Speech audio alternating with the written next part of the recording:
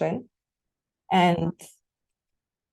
And in the model, buyers are going to be allowed to acquire information at some cost and flexibly before entering the auction, so before submitting their bids. So in the model, the valuations of buyers are going to be independently drawn. So this is going to be a setting with independent private value. My value for the good is a random variable. Marion's random value for the good is another random variable, and these two random variables are independently drawn. But importantly, valuations are unknown to buyers ex ante. So initially, you do not know exactly how much you value the good that is up for sale. What you can do is acquire additional information before entering the auction. And here, the key innovation of the paper is that we give buyers flexibility as to what to learn about. So more specifically, in our model, buyers are going to be allowed to acquire information not only about their own valuations for the good, but also about the valuations of their competitors if they want to. You can think of you learning about your own value as you doing the due diligence properly. And you can think of you learning about the competition as either learning about the identity of your competitors or hiring a consulting company to assess the demand for the good, for instance. Okay, great. So in the first part of the paper, we want to understand what information buyers seek in equilibrium. And what we show is that this is going to be very much shaped by the competitive pressure that they impose on each other. So more specifically, what we show is that in equilibrium, it cannot be that buyers just fully learn their own valuations for the good, and that this is going to be true even when information costs are very small. And the intuition is that there is really no need for a buyer to know his value if someone else in the auction has a greater valuation than him. So for instance, if you're bidder I, and you know that there is some bidder J out there who has a value in this upper pink interval, and I'm hoping you can see my thingy, then you as bidder I have really no incentive to learn to distinguish all these lower valuations for the goods that you can have, because most likely at all of those, you're going to lose the auction anyway. And so what we show is that it's often going to be cheaper, so cost efficient, for participants in an auction to acquire some information about the competition, so some information about the valuations of their competitors, so as to only learn their own valuations precisely when it is worth it, so when they have a decent chance of winning the auction. Taking this as given, what we want to understand more importantly is how such learning incentives affect the performance of the auction. And here, the broad takeaway of the paper is that these learning incentives are going to hurt the performance of the auction because endogenously, they make competition between buyers in some sense less effective. So in equilibrium, what's going to happen is that losing buyers, so buyers with not the highest valuation, are going to fail to learn their valuations precisely. They're going to learn enough to know that they won't win the auction, but they're not going to learn their valuations precisely. In equilibrium, they're still going to be their expected valuations for the good given whatever information they acquired. And so because they are less informed, the losing bids are going to be less dispersed. There's going to be a regression to the mean of losing bids, which is going to hurt revenue in expectation. So you're going to get a revenue loss compared to the standard auction model in which bidders know their values, they bid their values, and you get the expected second highest value as revenue. So these learning incentives undermine how much revenue is generated by the second price auction. And then we want to understand what implications this has for auction design. Is there any way are there any takeaways in terms of how we should be designing markets in light of these results? And here the first result on this front is that these learning incentives are going to make competition less effective. So the value of competition in the auction is not going to be as large as in the standard model. And more precisely, what we show is that attracting an additional bidder, so moving from an auction with n buyers to one with n+1 buyers, is going to be less valuable than optimizing the design of your auction. And this is interesting because in the standard auction model, the exact opposite is true. So here, because of this incentive to learn about the competition and because in equilibrium competition is not that effective, attracting more bidders to your auction is not going to be as valuable as when bidders are just fully informed. The second implication for market design is that the seller is going to be very much hurt by bidders' ability and incentives to learn about each other. And so one way he can try to improve the performance of the auction is by preventing buyers from learning about each other, and in particular, by maintaining uncertainty over who even gets to participate in the auction. So in practice, this relates to the very common use of NDAs, of non-disclosure agreements, that many buyers in high-stake auctions are required to sign, and that prevent them from disclosing their participation and their bids into the auction. What we are going to show is that maintaining uncertainty over competition in such a way can be very helpful in our model.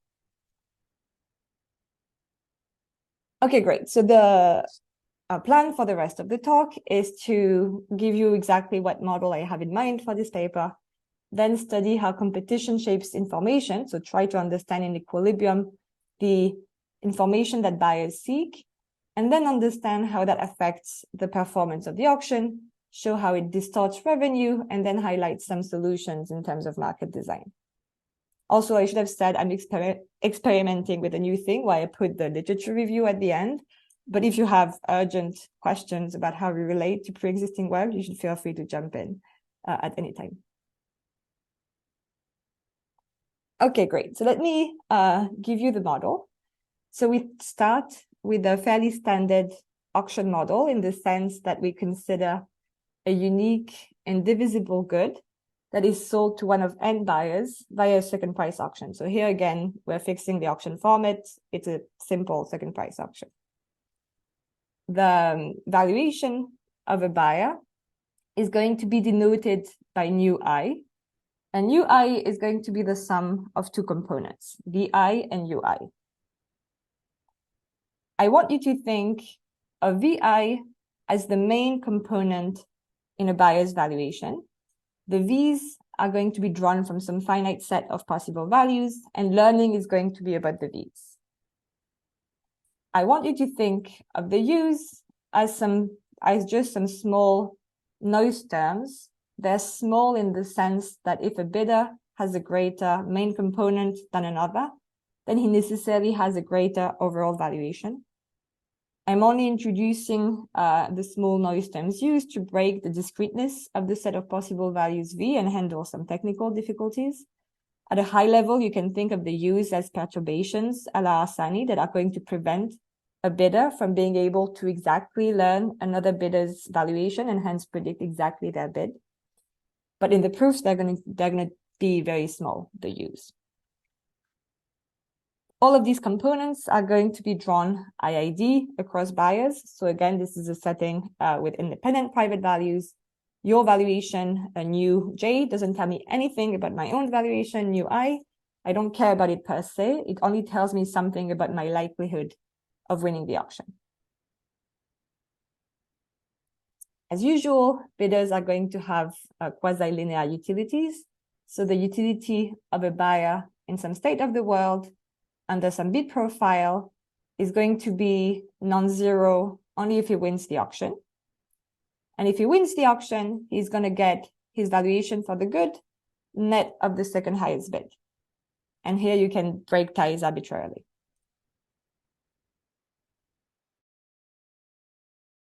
So I have one question, if I may. I don't know if this is a good time for the question, but feel free. So there's a very strong intuition that these forces that you're talking about are extremely important in practice, and they're extremely important in practice because of asymmetries that are obvious to the market participants. And your Pectel example is a very good one in that you didn't have to be a rocket scientist or in fact know anything about the market to know that Pactel would have a very high evaluation for Los Angeles because they had essentially 100% of the customers, or a very high percentage of the customers. And so, I think what's driving all this intuition is this asymmetry, and yet you're starting out with a model that still seems symmetric. Yes. Okay, great. This is a great time to ask the question. Yes, you're right to completely flag that here the model is symmetric. So all the bias are ex ante symmetric. That said, you could expand the model a bit and give bias some private information initially that would drive some asymmetry. That would be fine. Because buyers are going to learn about each other in equilibrium, there are going to be asymmetries when they enter the auction. So it could be that you learn that there is someone very strong, but just ex ante, you just don't know that. At a high level, you can just think of it as you know that there are potential pactails out there in the world. You just don't know at this stage whether they're actually participating or qualified or not in the auction. And you're learning about the valuation of your competitors would be learning about whether actually pactel is participating in that auction. That's one way of thinking about it. Honestly, I had like a symmetric model because it was more parsimonious. And once you get into asymmetries, then it begs the question of if everybody knows ex ante that pactel is so strong, why are we even having an auction and not just selling directly to pactel in some sense? Which here we're kind of pushing away by assuming that the seller doesn't. Well, you'd still want to hold an auction. You just would want to hold an auction with that wasn't second price. Exactly right. You want to do what we do in practice, which is adjust the auction rules, recognizing the asymmetry. And so the importance of the reserve price becomes much more important. Maybe we want to give preference to the weaker bidders, which we often do in these settings. And then so there's sort of ways around it, certainly. Mm-hmm. But I understand you're starting with symmetry, but really it's tractability, isn't it? Or is it that the symmetry, because as soon as you have asymmetry, then in some sense your results might be too obvious. Yes. And so by even within a symmetric model, you get your results, because symmetry, of course, is the important assumption for the like adding an extra bidder improves revenues. Oh yes. Okay, great. No, I completely agree that here it's like both for tractability and also because I find it interesting that like endogenously here you get asymmetries, but you don't have to kind of bake them into the model. And you can get these types of like dynamics without having like right. Yeah. Because basically the asymmetries would just drive depending on what asymmetry you make, you get whatever result. But what is completely missing from the model, and I agree with you, is that if you had asymmetries ex ante that the seller would know about, then first of all, a second price auction would like have no like to stand on. Like there would be no reason why that would necessarily be and that's something that's been known for many decades, and has been well studied. So that I completely agree with, and I also agree with that if you have some asymmetries, then when you add the bidder, you would also want to like add it in a smart way and not just a randomly drawn bidder, for sure. Yeah, agreed. So here, like as I said, the buyers are going to learn about the V's. One important thing that I'm imposing is that the bidders can learn about their own V's, the V's of their competitors, but the seller doesn't know anything. So the seller cannot learn about bidders. And as soon as the seller can learn about bidders, then they would also know that like they face an asymmetric setting. And then you get into like this whole box of like what fancy market design they could do here. We're kind of abstracting away from this. But yes, it's a great time to flag this. It's a symmetric model extended. Yeah, and one other instrument that I didn't mention that we use is adjusting the products. So, for example, if you've got 3 incumbents in a market, you don't sell 3 licenses. You sell 4 licenses. So you split the spectrum differently so that you have competition. Yes, no, that's very interesting. A different paper, but I like that idea. But yes, here like it's going to be even simpler. Like here we have a single good, but completely agreed that there are many different things you can do once you start having asymmetries, which are very interesting in practice. Okay, great. So now this is the less standard part of the model. So we're going to assume that buyers initially have no private information. So initially they're like fully symmetric, and they also don't even know what their own values are. So the information ex ante are fully symmetric. But what they can do is acquire additional information before bidding. And again, here the main innovation of the paper is to give them flexibility as to what to learn about. So we're going to model it in the following way. We're going to assume that bidders can acquire two signals. One signal about the competition, so the valuation of their competitors, and one signal about their own valuation VI. Here we're looking at a second price auction. In a second price auction, if you knew your own value, you wouldn't care about the valuation of your competitors, you would just bid your own value. So the only reason you care about the valuation of your competitors is because it tells you your likelihood of winning the auction, and so whether it's useful for you to learn about your own value. And so in any equilibrium of our model, it's going to be the case that bidders choose to first acquire the signal about the competition. Then, given what they learn about the competition, for instance, whether Pactel is participating or not, they choose a signal about their own valuation. And then they also get to learn their own noise terms for free. So inherently here, this is going to be a multidimensional learning problem. Bidders are going to be learning about several random variables.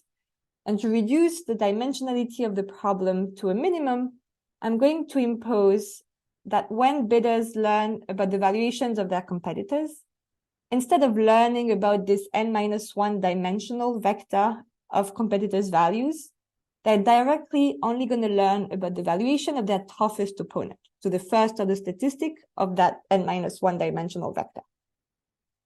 At the end of the day, in my model, in a symmetric equilibrium, this is what they care about, because this is going to pin down the highest bid that they face, and so whether or not they win and at what price. But that is to say it's not without loss. I'm mostly making this assumption for tractability. No, I'm looking at information acquisition about two one-dimensional variables, the value of your toughest opponent and then your own value. Great, so bidders acquire two signals. I haven't told you yet what a signal is. So in this model, we're going to be thinking of a signal as an information partition. So when you choose a signal about a random variable, that random variable could be your own value or the value of your toughest opponent. You choose how to partition its set of possible realizations V, which is again discrete. And then you fully learn to which element of the partition the value belongs. So by modeling it in this way, it gives bidders flexibility on the intensive margin, how much information about a given random variable to acquire. And so, for instance, one thing they could do would be to learn nothing about a random variable, to choose the information partition that bundles all the possible values together. This is something that is allowed. In our model, it's free. And so one thing that they could do would be to learn absolutely nothing about the competition in step one. That is definitely allowed in the model. They could also learn to distinguish whether the value falls above or below some threshold. That would be acquiring some information, but not too much. Or they could decide to fully learn the realized value. So they have some flexibility on how to choose that partition.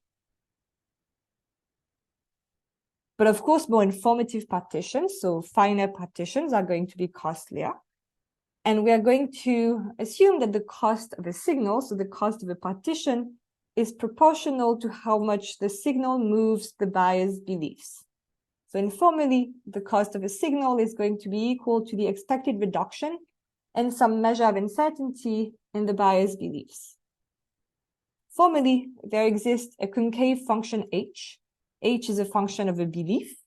H is a measure of uncertainty. For instance, the entropy is a very standard one, such that the cost of a signal, so the cost of a partition, is going to be equal to the uncertainty in your prior belief minus the expected uncertainty in your posterior belief.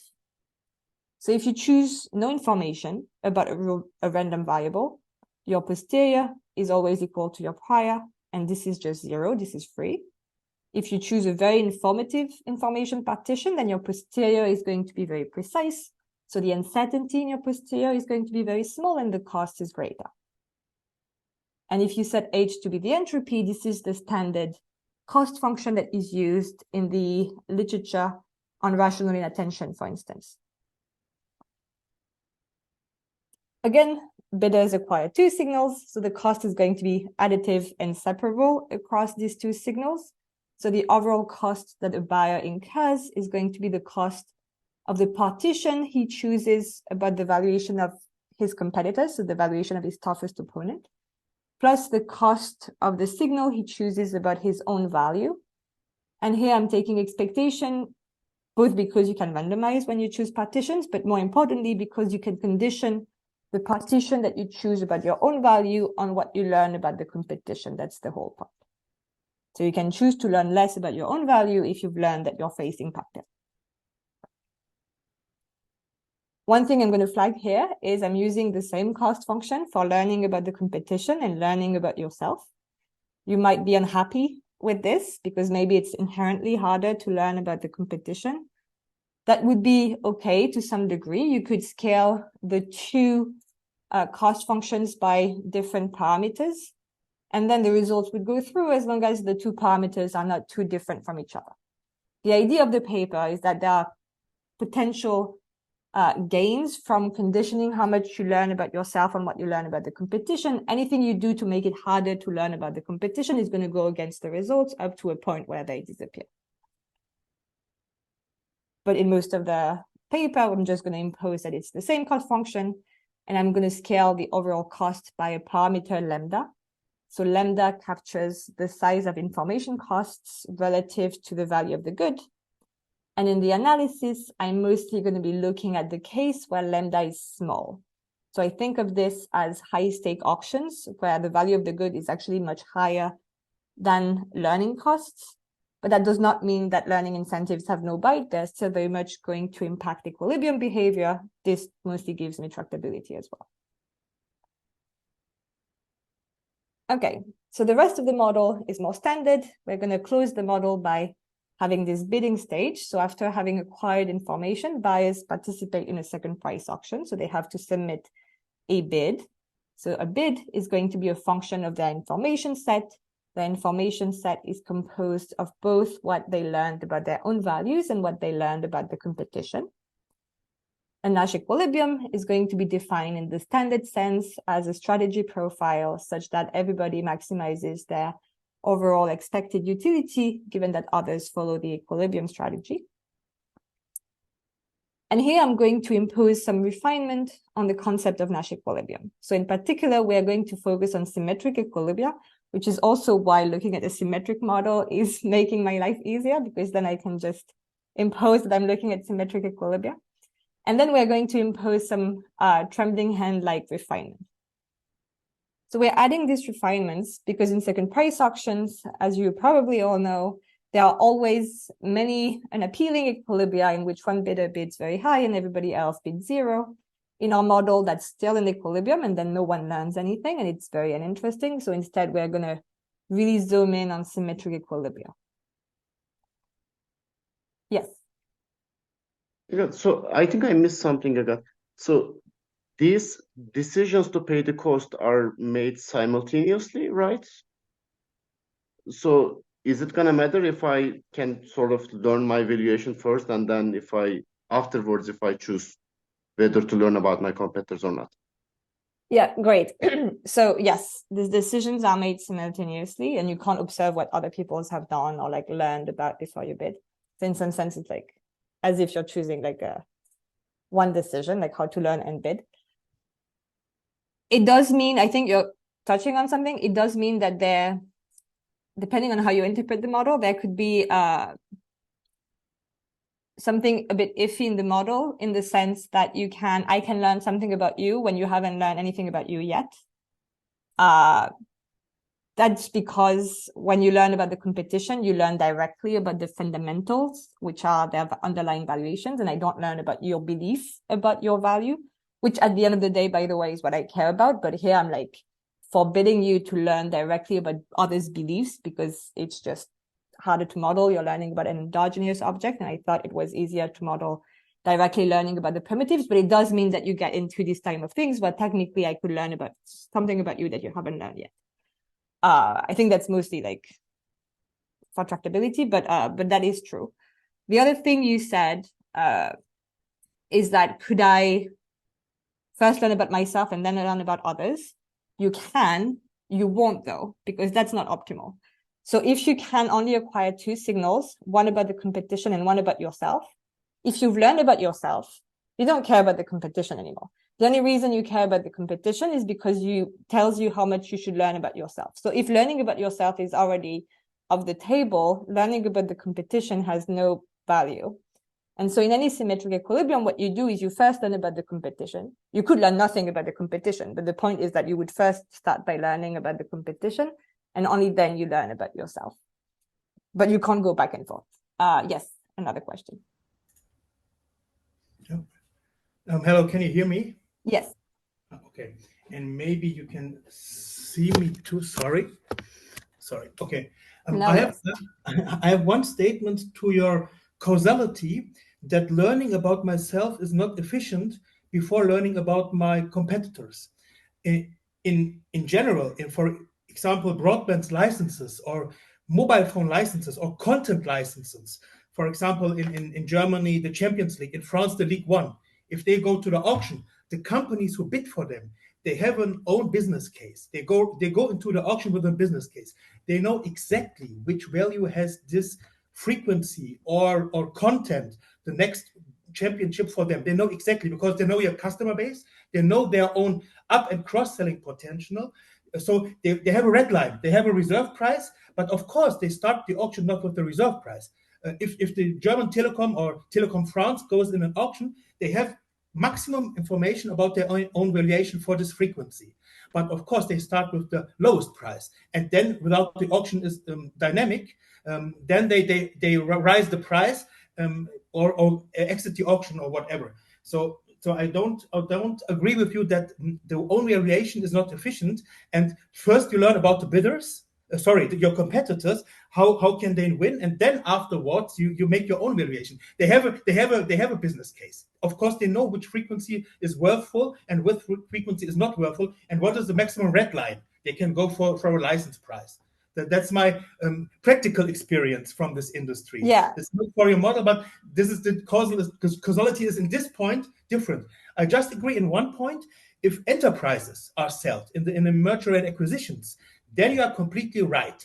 You don't know which price have the Siemens Energy Power Limited for Avea or Suez AD France. You don't know this. This is a highly information, costly. Due diligence is very expensive. You need consultants. You need attorneys. And this then in this point, I agree completely with you. But in frequencies auctions or content auctions, the next season for NBA or NFL, they know exactly, the bidding companies, which is the value of the frequency they want to win. Of course, that's my experience from practice. Yeah, no, of course, and thank you for sharing it. So let me clarify my statement. I was making a statement for because of in the model, in the context of the model, you don't want to start by learning about yourself.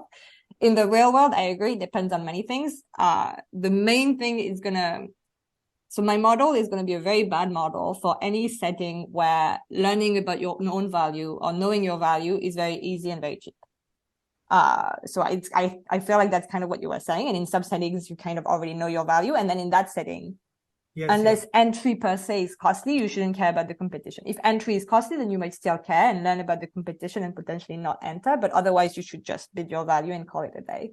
So it's really only a model of settings where it's costly for you to learn. And I agree that acquisition of companies would be a good one, for instance, because here the due diligence costs are non-trivial. Yes. But completely. Yeah. And you see, I think spectrum auctions, though, it's the case that the bidders do not know what their valuation is. They work on developing a business case, and it requires a tremendous amount of work. And it doesn't matter whether you're a startup or a dominant incumbent. They have to do a tremendous amount of work to figure out what your valuation is. Thank you for clarifying this. That was my impression, but I've never actually worked on any of this. In auctions for enterprise sales, yes, and you see in practice for enterprise, for M&A processes, within the process, a lot of companies exit the auction because they see within this high costly process, I have no probability to win, or the company is not that seems what it looks like on the first touch. They go deeper in the books, they have an NDA, and then they exit the auction. But for frequencies or content, I think it's a little bit different. But of course, your model is, for me, clear. If you have a not high probability to win, for estimated probability win, then you lower your engagement, of course. You lower your engagement and you bid less aggressively. But some last remark, in auctions for frequencies, you see sometimes even you cannot win the frequency, a strategic behavior. The challenger or the incumbent who cannot win the frequency also bids because he wants to raise the price for the competitor higher. So he knows, oh, I don't exit, or I do not go less aggressively. I just bid for strategic because I want him to buy more expensive this frequency. This you see it sometimes in Germany. Of course, they cannot win, but they are bidding because they want to higher the price for telecom or Vodafone or whatever.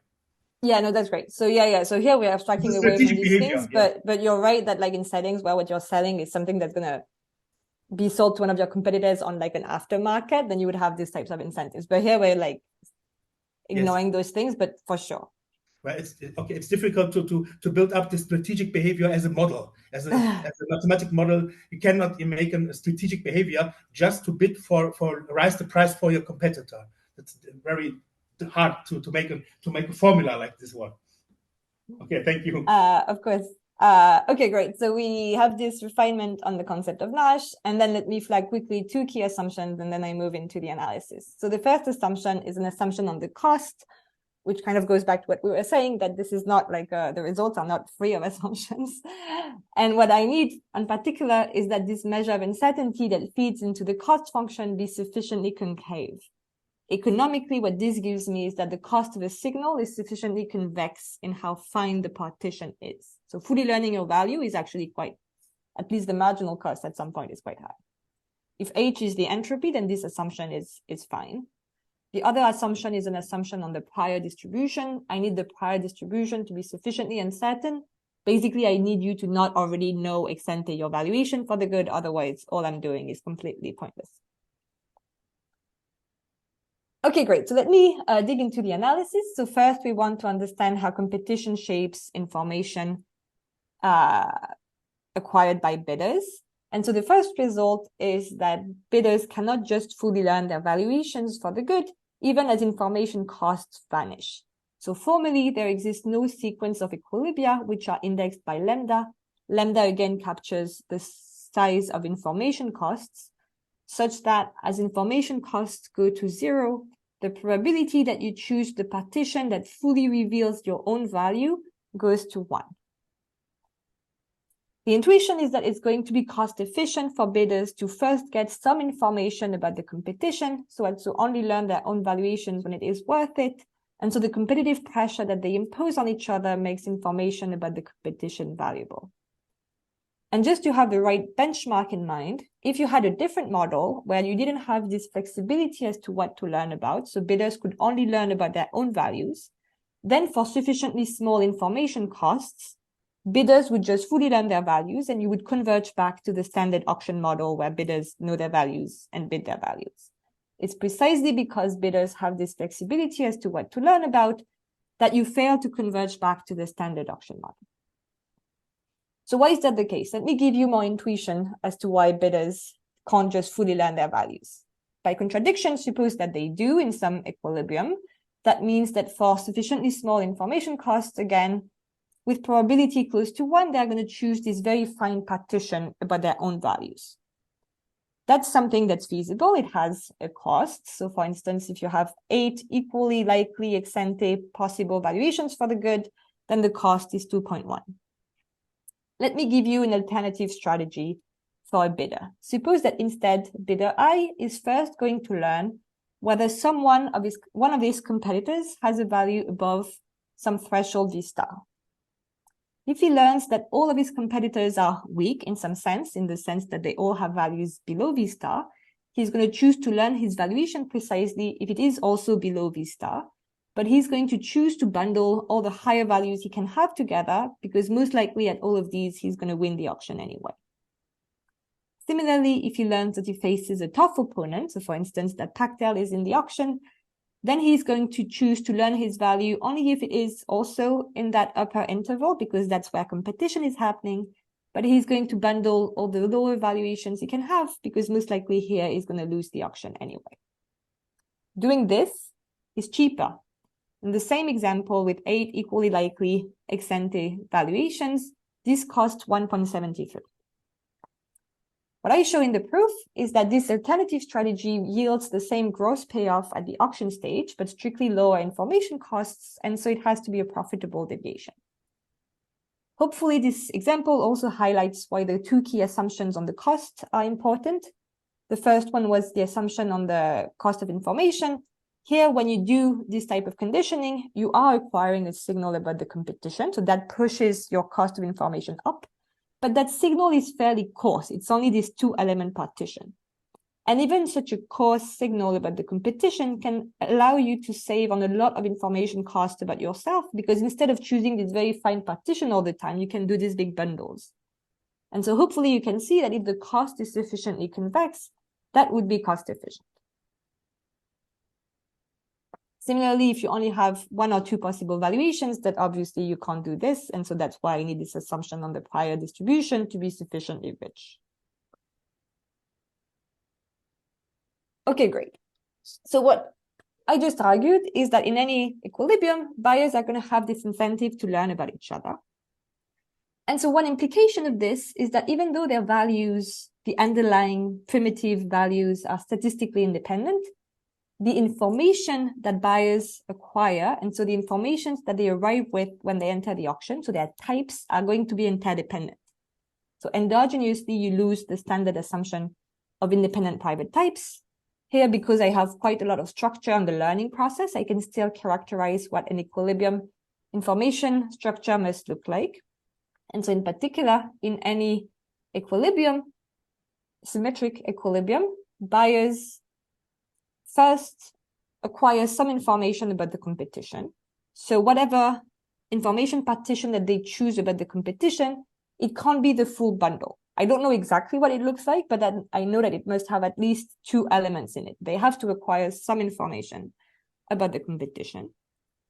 And then if they learn that their toughest opponent has a value that falls into some interval, for instance, here the middle interval, they choose the following information partition about their own values. They choose to learn their valuations precisely if it falls into the same interval as that of their toughest opponent, because that's where competition is happening. So that's why information is valuable. But they bundle together all the higher values they can have, because here, most likely they win. And they bundle together all the lower values they can have, because here, most likely they lose. So that's what an equilibrium information structure must look like. Bidders must acquire some information about the competition, and then they're only going to learn their own valuations precisely when it falls into the same interval as that of their toughest opponent. Yes. Sorry, just to make sure, you cannot say that as lambda goes to 0, you learn about others' valuations fully. No. Yeah, great. No. I cannot say what this partition look like. I can solve it for it in some examples, and it's not true that as lambda goes to 0, you're gonna necessarily choose the very fine partition about the competition. Basically, at the end of the day, what you want to know is you want to know your value when it's close to that of your toughest opponent. Then the question is, what's the cheapest way to get to that information? One way is to just learn your value fully all the time. What we're saying here is that that's actually not the cheapest way. By doing this type of conditioning, you can get to cheaper, but it's not true that like the cheapest way would be to just fully learn the competition, and then, because then in that case, you could also just fully learn yourself. But what I can show is that even when lambda is very small, you have to learn something about the competition, and so it's not true that you always learn your own value fully. Thank you. Okay, great. Okay, so that's the equilibrium information structure. That's the information that buyers seek in equilibrium. But again, the main point of the paper is to try to understand how that feeds back into the performance of the auction. And so here, the first Can I ask result. one question? Yeah, of course. So, asymmetries are really important in magnifying your effects. And another is common value uncertainty is very important. And here I'm a little bit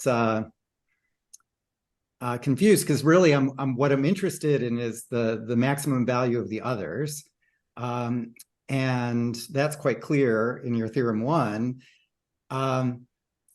And yet that's really about, when I have common value uncertainty, it's just going to explode how, I might not actually need to know anything. In fact, I had a very close family friend who was electrical contractor for big businesses. And he just had a simple rule. If there were more than 3 bidders, he wouldn't bid. And it was, that was his response to common value uncertainty. Because he found that if there was more than 3 bidders, the chance that there was going to be some idiot that was going to underbid this thing was sufficiently high. It was not worth his time to even look at it. Oh, that's interesting. Yes, so great to bring up common value components. So here again, we have just private values, but I think there would be interesting things to explore if you had some common values, at least some common component in the values. If it's a purely common value auction, then what I'm talking about clearly goes away, because if you face a tough opponent, you're also a tough opponent by design. And so that really kind of kills it. But if you have your value being the sum of idiosyncrasies, maybe in a common component, then you have interesting dynamics, because now when you learn about the competition, it also tells you information about yourself. So in some sense, you get information for free. So that pushes up kind of your incentive to learn about the competition. But it also means that you're more likely to be close to your toughest opponent as well. So I'm not sure exactly how that would translate, whether it would attenuate or worsen the revenue loss, to be honest. But I think you would still have, as long as the common component is not too big and you still have non-trivial idiosyncrasies, you would still have this incentive to learn about the competition, which I find interesting. Another thing to explore, which I haven't really thought about at all, is if you can target your search, do you want to learn about what's common or what's idiosyncrasies? That would also be something interesting to explore. But yes, here we're kind of abstracting away from all these things, which of course in practice matter. So think of the model as a good one where you have non-trivial idiosyncrasies. If it's purely a common value auction, it's not going to be a great model. No, my point was that there's just lots of really interesting research questions once you open up the common value. Yeah, no, I completely agree. Yes, I completely and those agree. might actually be more tractable than the asymmetry issue. That could be true.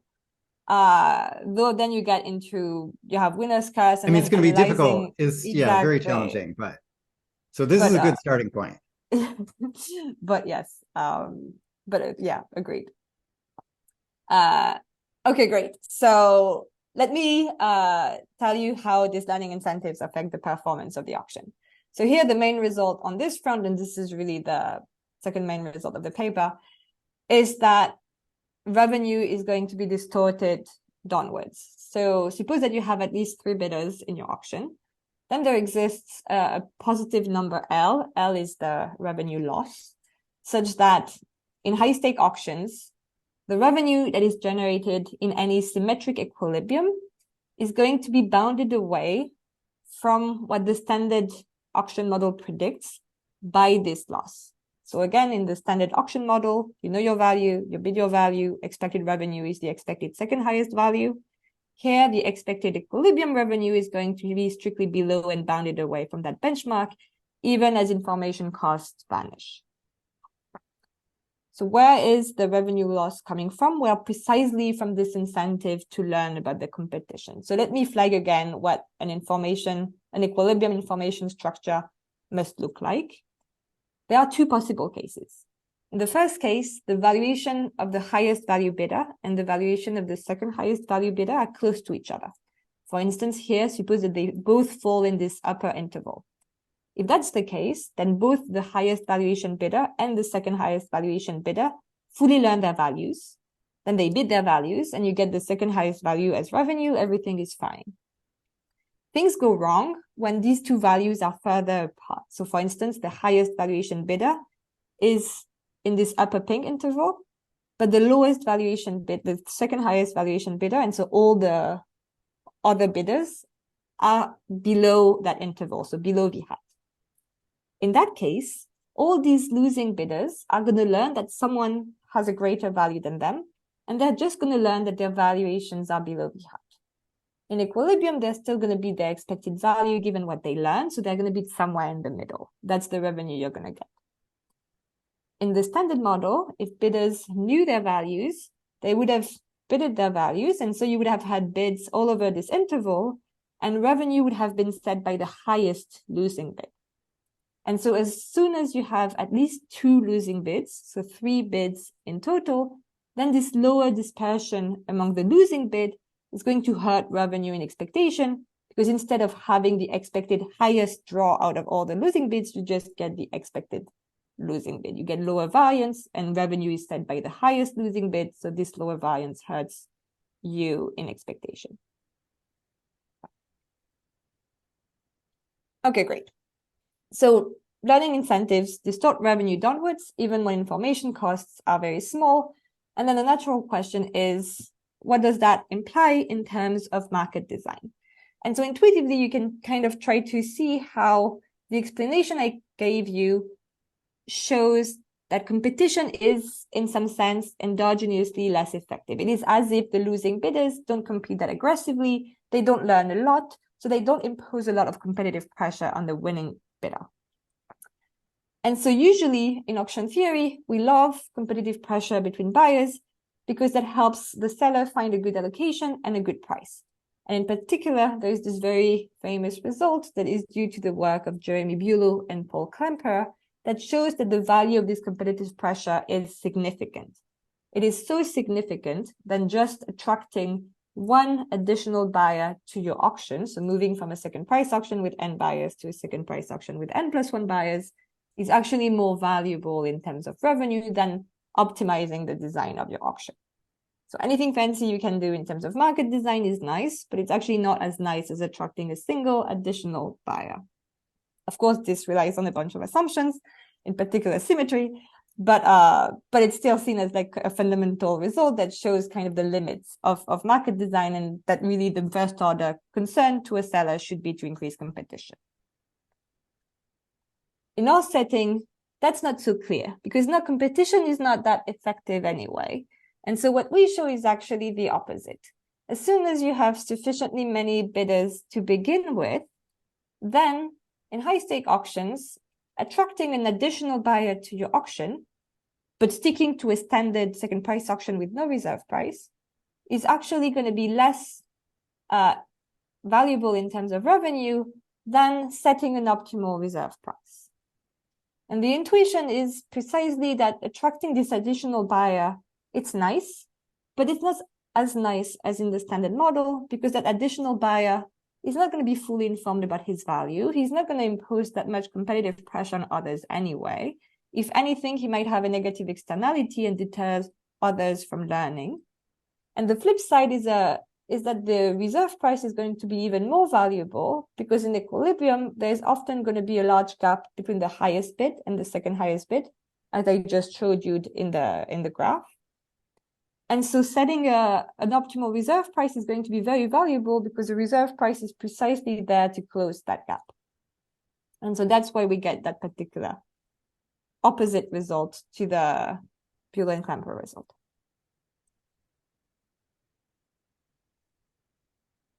Okay, so carefully designing the auction is more valuable than attracting more bidders. One potential issue with this is that finding an optimal reserve price is actually not an easy thing to do. And in particular, in this model, is actually quite hard. I cannot characterize the optimal reserve price for once. So it might be too much to ask for sellers in practice to find it. But another, maybe more practically simple to implement takeaway from the model is the following. So in the model, this revenue loss is precisely driven by bidders' incentive and ability to learn about each other. And so if there's anything that the seller can do to reduce this incentive to learn about the competition, or to make it harder to learn about the competition, then that should probably be very helpful to increase revenue. One way the seller can do that is by maintaining uncertainty over who even gets to participate in the auction. So here I'm thinking of a very stupid, blunt way of doing this. For instance, the day of the auction, you have all the bids, you roll the dice, and you throw away some of the bids. That's like a very blunt way of maintaining uncertainty over who effectively gets to bid in that auction. But importantly, if the seller does this in a way, in an unpredictable way. So initially you can't predict whether or not you're going to be selected. And in particular, you can't predict whether your competitors are going to be selected. Then that can help increase revenue. And so what we show is precisely this, that if you start with sufficiently many bidders to begin with, then doing this type of randomization optimally, but having no reserve price and just having then a standard second price auction, is going to be better in terms of revenue than just always having everybody come into your auction and setting a reserve price optimally, which we already know is more valuable than attracting an additional bidder. And the intuition is very simple. If you randomize access into the auction, then you're going to increase bidders' incentive to learn about their own values and not about the competition. Because sure, maybe I would have learned that Peter has a very high valuation for the good, but he might actually be kicked out of the auction anyway. And so I shouldn't really take that information too seriously, and I should just focus on learning my own value. And so if you do that in a smart way, you can just incentivize buyers to fully learn their values for sufficiently small information costs. And bidders learning their values is really the best thing in terms of revenue. It's more valuable than just setting a reserve price. So it's really the highest impact thing in terms of market design. The more economic takeaway is that in our model, the seller really wants to prevent bidders from learning about each other. So he would want bidders to sign NDAs and not talk to each other. On the flip side, the bidders very much benefit from being able to learn about each other. So if they could, they would want to tell each other their values or disclose their values to each other because they get more a lower expected price conditional on winning.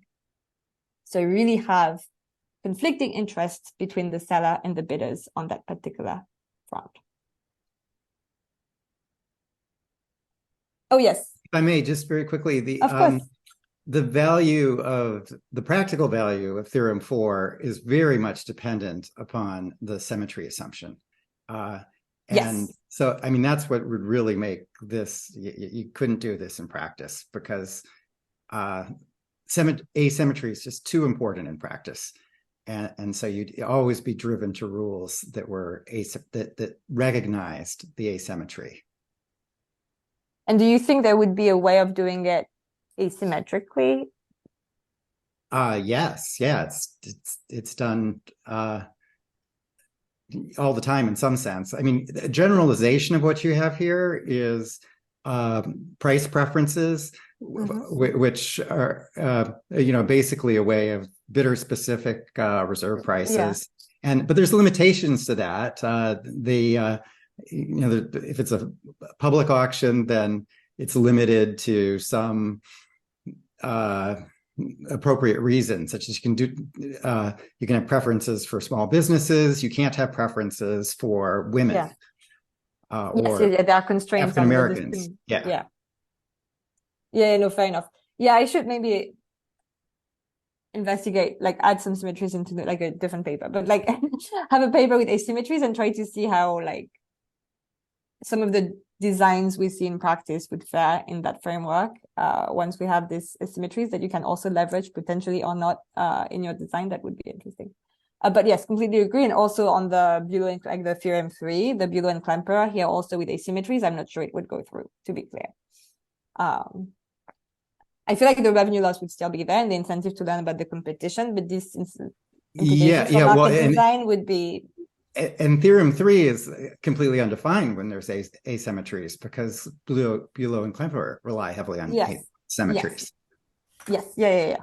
The rest is just the literature review and like conclusions. I'm kind of done already. I mean, I can skip the literature. I mean, at least the one that talks about my previous paper that's not really interesting to you, but like just flag that there is a lot of literature that has looked at learning incentives in auctions.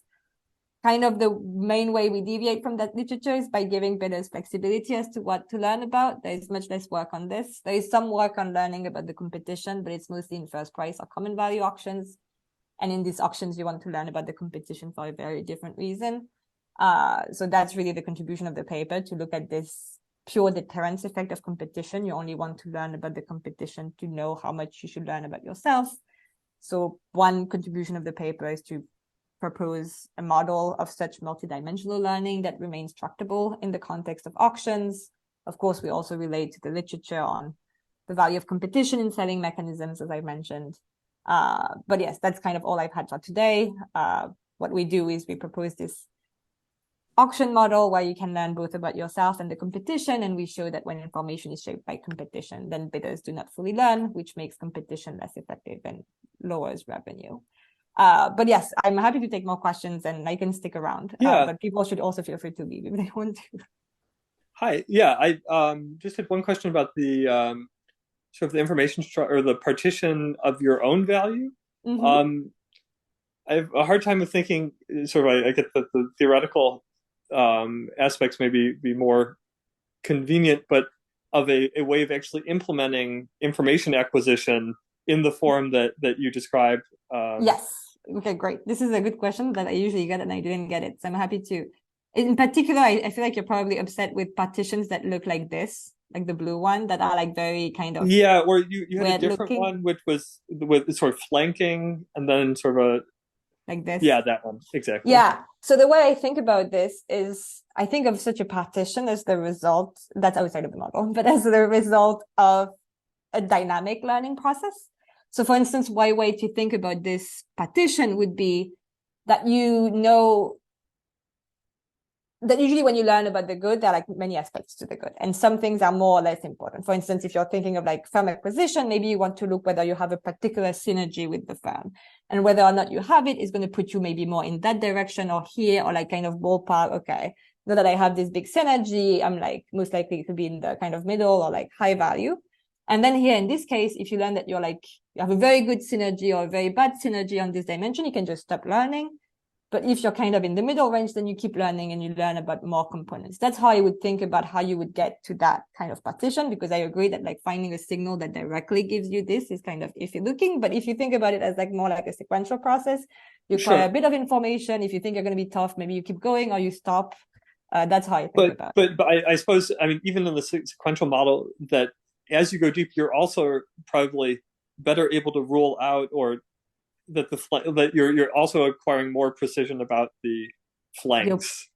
That you would you also so that you so if you have sort of the partition is in 3, and then you have this sort of more detailed precision in the center, you're effectively probably also, your information set is probably equivalent to that of a partition of all of the of each of the dots being a separate one. That'd be hard to keep this uncertainty about the extreme values that you have in this information set.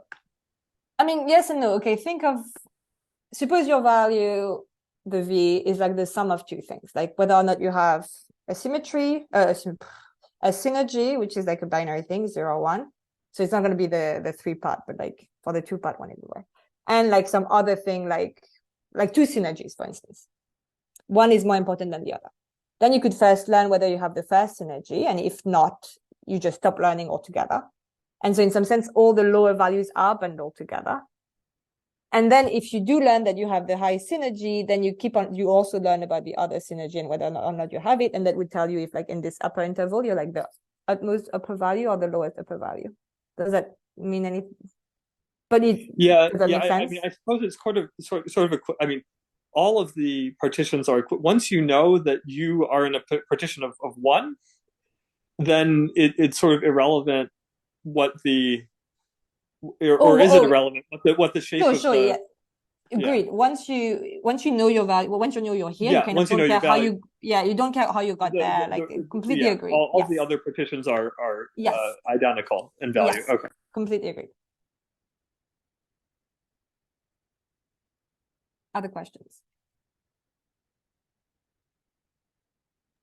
And I'll tell you that this information acquisition strategy is, I think, very, very interesting. And there's lots of different ways to model it. And I'm sure you've explored lots of different ways to model it. And this one I can understand is nicely tractable for the results. But I'm just wondering, in your explorations, what did you learn because a more natural one would be sort of a stopping strategy where you're focused on, you've got some probability distribution for the essentially the probability that your value is bigger than everybody else's, and you're interested in that distribution fundamentally, and so you're constantly throwing dollars at exploring the information in an optimal way to get the greatest refinement of that probability distribution. And so, I think that's sort of a fascinating dynamic problem that's more general than what you have here, but might be, interesting. Did you explore anything like that? So I didn't explore the dynamic stopping problem. But I think it's probably at some point would like boil down to what I've explored is like a lot of like noisy signals. Like so initially I explored like something like you can choose any distribution of a belief that was completely intractable. Then more like noisy signals. The issue with anything that's noisy. So the nice thing about partitions, which is nice mathematically, like not nice for like realism, is that it's very deterministic. You don't make mistakes when you choose a partition. If you learn that your value is here, your value is here. And that gives me a lot of tractability. So what goes wrong when you have some noise in the process is that now I have to worry about how you're going to be bidding in the auction. Because the issue is that if you haven't learned your value fully, so for instance, you're in this stage, here you're supposed to lose. If somehow, because there is some noise in the process, you end up winning, then I have to be very careful as to how you should be bidding, because technically you don't know your value fully.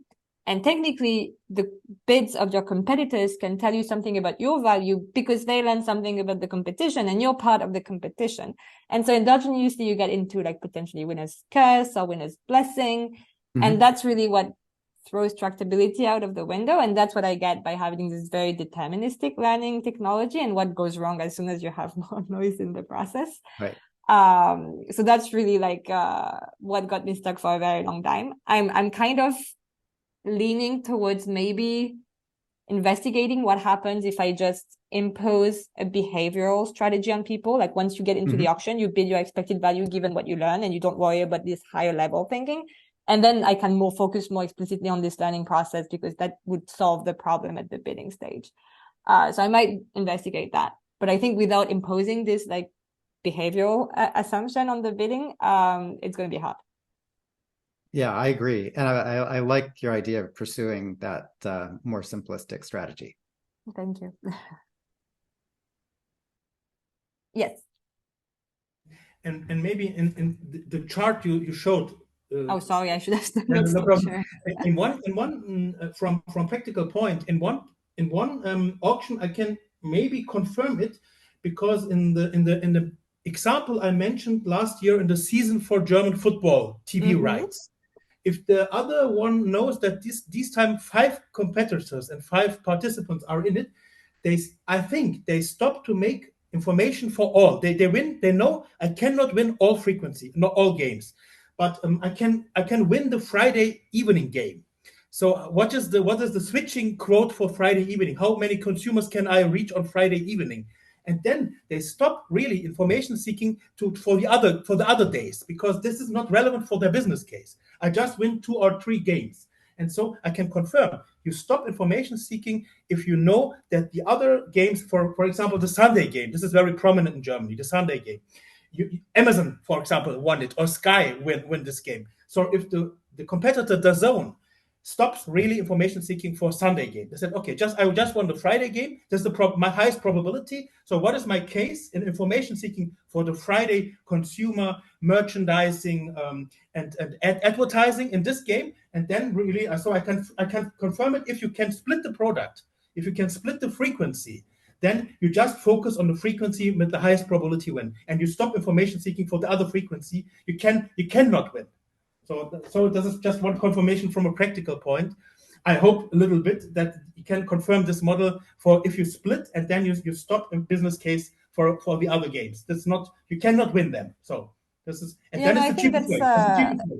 That's a good point. I think that's another thing that comes out once you have multi-goods, is that you can like do this type of partitions. Might be easier to like observe in practice in some sense.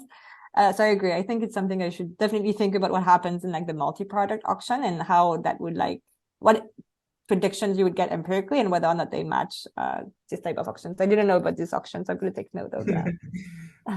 But yes, thank you for the comments.